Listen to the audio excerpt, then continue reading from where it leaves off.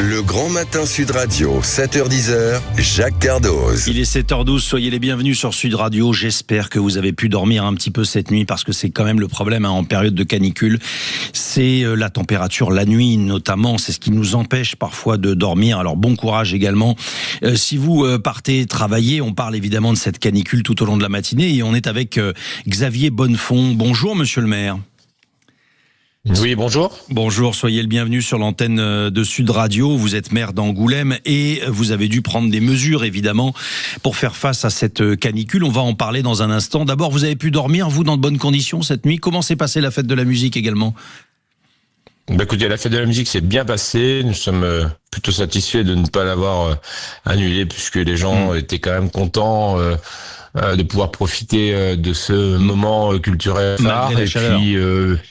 Malgré la chaleur, bon, ils étaient évidemment un peu moins nombreux que d'habitude, mais on n'a pas eu de problème particulier. Les dispositifs de sécurité n'ont pas été, on va dire, assaillis. Donc, tant mieux. Je crois que les commerçants sont par ailleurs très satisfaits. Eh ben, écoutez, tant mieux. Ça fait une bonne nouvelle. En tous les cas, on voulait aussi vous entendre ce matin parce que vous avez dû fermer un certain nombre d'écoles. Ça va être le cas aujourd'hui à Angoulême. Expliquez-nous. Vous avez fait fermer toutes les écoles ? Non, nous avons fait ça sur la base du volontariat. En fait, je me déplace régulièrement dans les écoles et puis jeudi dernier, j'ai été interpellé par des enseignants qui étaient dans une école où la rénovation énergétique n'est pas encore finalisée et puis donc les températures à l'étage étaient hautes. Donc on avait réfléchi ensemble. Justement, c'est quoi la température haute pour qu'on mesure bien on atteint jusqu'à quelle température dans les classes en ce moment, notamment chez vous à Angoulême ?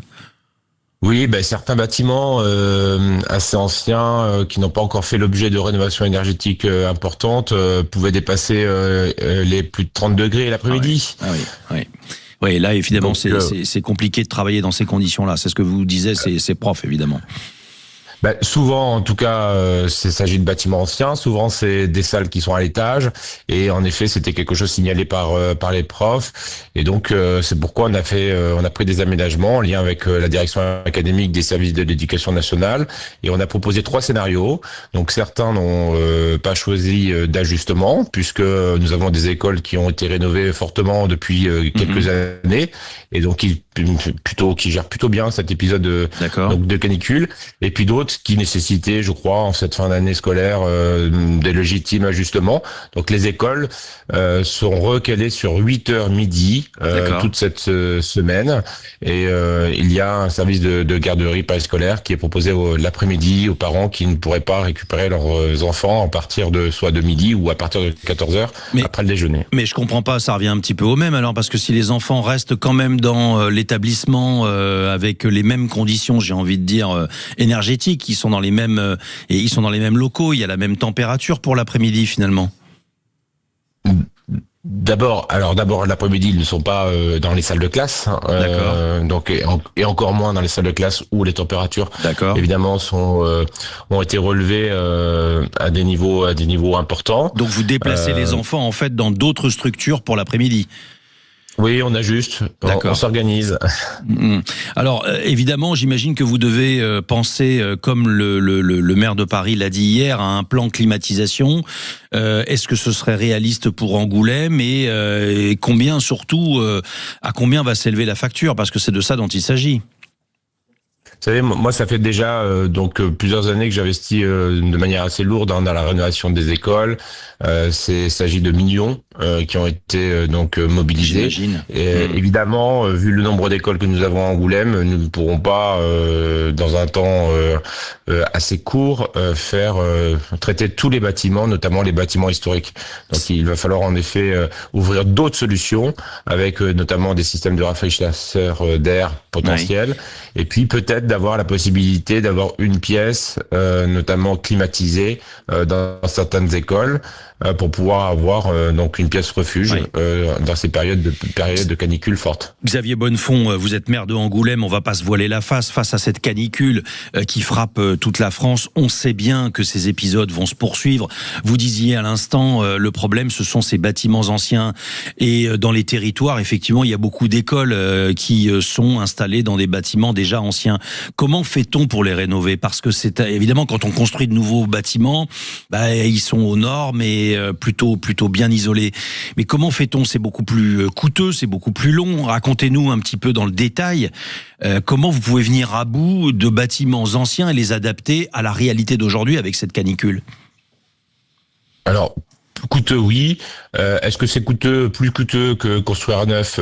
Pas toujours. D'accord. Ce qui est certain, c'est que c'est compliqué, puisque nous avons aussi des règles d'urbanisme, de valorisation du patrimoine, qui fait que les choses sont tout de suite plus complexes.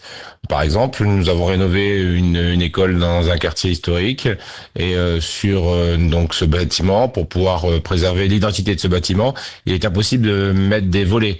Je crois que c'est des choses qu'il va falloir faire évoluer. C'est des choses qu'il va falloir rediscuter, puisque là nous sommes confrontés à des règles d'urbanisme ou à des autorisations d'architectes de bâtiments de France qui n'est plus comparable, qui n'est plus acceptable, qui ne sont plus acceptables en période de canicule. Donc ce que vous attendez de l'État précisément, c'est ça, c'est peut-être un allègement des procédures et qu'il y ait un plan qui comprenne des simplifications administratives pour pouvoir venir à bout de ce genre de dossier. C'est ça le sujet en fait. Bien sûr, je crois qu'il faut que la ville s'adapte. Sinon, nous aurons demain une ville musée avec des quartiers historiques qui ne seront plus habités certaines parties de l'année, voire toute l'année, alors que nous nous battons tous pour pouvoir faire en sorte que nos cœurs de ville soient vivants. Un dernier mot, monsieur le maire, Xavier Bonnefond, vous faites face à la canicule et on le répète, 44 degrés ressentis hier dans votre ville, 44 à nouveau aujourd'hui. Très certainement, c'est le record de France. Comment faites-vous pour les tout petits, les crèches? Là, ils sont dans des bâtiments qui sont isolés, ils sont mieux dans ces structures ou ils sont mieux à la maison parce que forcément, ils sont petits, ils sont vulnérables aussi. Même chose. Lorsque nous avons beaucoup investi dans les bâtiments scolaires, nous avons aussi investi sur les crèches. Nous avons des bâtiments qui réagissent très très bien. Après de lourds investissements à la canicule, d'autres qui n'ont pas encore été traités, donc qui évidemment réagissent moins bien. Nous avons donc engagé une climatisation, une procédure de climatisation de cet établissement-là, afin d'avoir une pièce refuge dans chacune des crèches où les températures montent trop. Très bien, une pièce refuge, voilà ce que je retiens, et surtout votre appel aussi à l'État de cette simplification administrative pour vous permettre effectivement de rénover tous les bâtiments anciens qui nécessitent une rénovation pour faire face à cette canicule.